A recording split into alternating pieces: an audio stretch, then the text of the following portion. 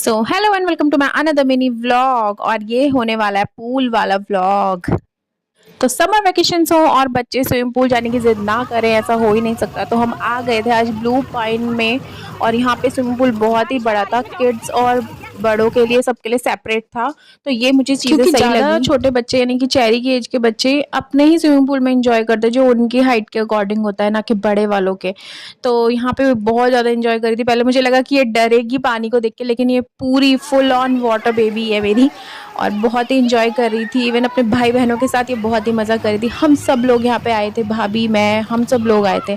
Pool का time over होने के बावजूद भी बच्चे पूल से बाहर आने के लिए बिल्कुल भी रेडी नहीं हो रहे थे। और सबसे शैतान थी, जो यहाँ भी शैतानी दिखा रही थी, आद्या। वो बार बार बड़े वाले पूल में चली जा रही थी और उसे आज ही स्विमिंग सीखनी थी बिल्कुल। और फाइनली हम लोगों ने किया अपना रेन डांस और करी खूब सारी मस्ती। सो कैसा लगा मेरा vlog? Thanks for watching. Do like, subscribe and share. Bye bye.